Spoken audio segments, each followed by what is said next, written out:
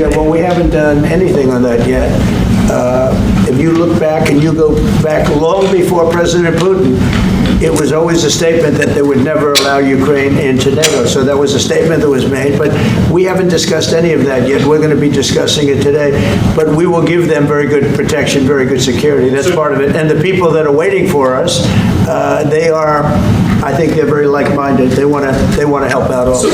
Well, I'll start off just by saying we're not giving anything now. We're selling weapons. This is something before, I guess the number is well over $300 billion. That was under Joe Biden, a corrupt politician, not a smart man, never was. By the way, go back 40 years, he was not a smart man 40 years ago either, but now he's in particular bad.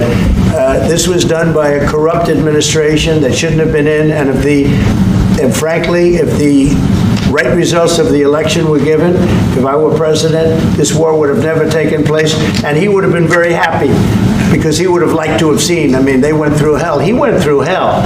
This war would have never happened, and the people that were killed, a couple of million people, a lot of people with soldiers and everything else, and the people that have been displaced and forced into other areas and other countries because of what's happened, none of that would have happened. And I'm just saying that he was a horrible president, whether it was the borders or this. He was just a horrible, corrupt president. Mr. President. Thank you so much. So first of all, we have possibility now to buy weapon from the United States. We are thankful for this program and this opportunity. We are thankful for Europe. They pay for this.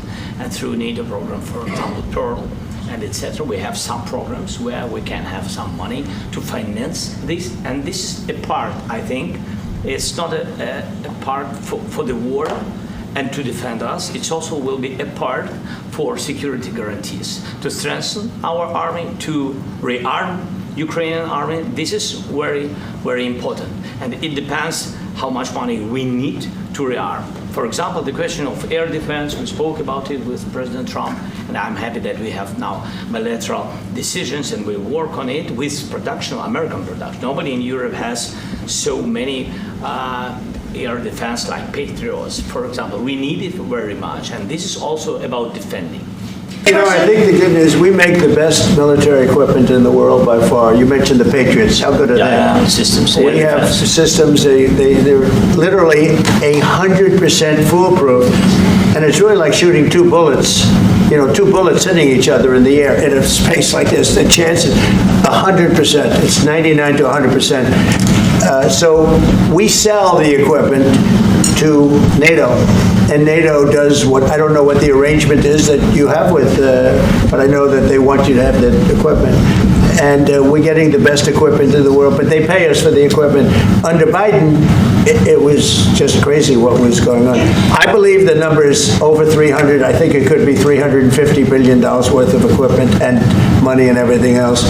And we've made more progress in settling this war in the last 2 months than they made in 4 years. This should have been settled a long time ago, but it should have never happened. Yeah, please. All right, Brian, go first. You pushed how important. Well, that's a very off topic, just really quickly. Mail-in ballots are corrupt. Mail-in ballots, well, you can never have a real democracy with mail-in ballots. And we, as a Republican Party, are going to do everything possible that we get rid of mail-in ballots. We're going to start with an executive order that's being written right now by the best lawyers in the country to end mail-in ballots because they're corrupt. And you know that we're the only country in the world, I believe, I may be wrong, but just about the only country in the world that uses them because of what's happened. Massive fraud all over the place. The other thing we want change are the machines. For all of the money they spend, it's approximately 10 times more expensive than paper ballots. And paper ballots are very sophisticated with the watermark paper and everything else. We would get secure elections. We'd get much faster results. The machines, I mean, they say we're going to have the results in 2 weeks. With paper ballots, you have the results that night. Most people, but most people, many countries use paper ballots. It's the most secure form. So between paper ballots, very, very important, paper ballots, and I think maybe even more important the mail-in voting. We're going to end mail-in voting. It's a fraud. If you have mail-in vote, even Jimmy Carter with this commission, they set it up. He said the one thing about mail-in voting, you will never have an honest election if you have mail-in. And it's time that the Republicans get tough and stop it, because the Democrats want it. It's the only way they can get elected. Because with men and women's sports and with transgender for everybody and open borders and all of the horrible things, and now the new thing is they love crime.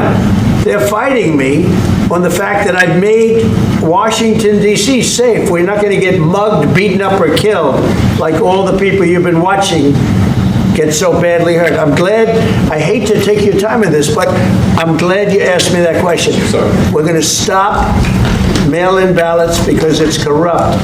You know, when you go to a voting booth and you do it the right way and you go to a state that runs it properly, you go in, they even ask me. They asked me for my license plate, for identity. I said, I don't know if I have it.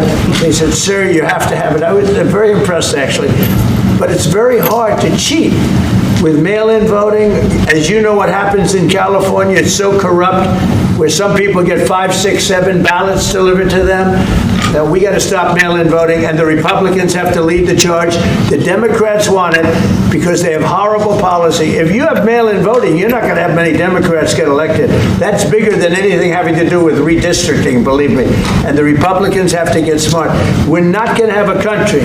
I said for a long time at rallies, you need borders and you need free and fair elections. Those two things, otherwise you don't have. We have strong borders now. In 90 days, Mr. President, we didn't have 0, 0, and 3 months. Not one person came in illegally into our country. In fact, even I find that hard to believe, but it's run by a little bit of a liberal group that put out the numbers, so I guess it's, but 0, 0, and 0. You go back a year ago, 2 years ago, 3, millions of people poured into our country. It was terrible. Thank you very much. Everything. And really, it includes two parts. First, strong Ukrainian army. That's what I began to discuss with your colleagues. And it's a lot about weapon and then people and training missions and intelligence. And second, we will discuss with our partners. It depends on the big countries, on the United States, on a lot of our friends. Well, I don't know if you define it that way, but NATO-like, I mean, we're going to give, we have people waiting in another room right now. They're all here from Europe, biggest people in Europe, and they want to give protection. They feel very strongly about it, and we'll help them out with that. I think it's very important. I think it's very important to get the deal done. Well, I know Ukrainian people. I've known many over the years. They're great people. They're smart. They're energetic. They love their country. I mean, they love their country, and we want to get this war ended. That's all I can do. I love the Ukrainian people, but I love all people. I love the Russian people. I love them all. I want to get the war stopped. Very important. Look, we just spoke to, I was just telling the president, I just spoke to President Putin indirectly, and we're going to have a phone call right after these meetings today. And we may or may not have a trilat. If we don't have a trilat, then the fighting continues. And if we do, we have a good chance. I think if we have a trilat, there's a good chance of maybe ending it. But he's expecting my call when we're finished with this meeting. Thank you very much, everyone.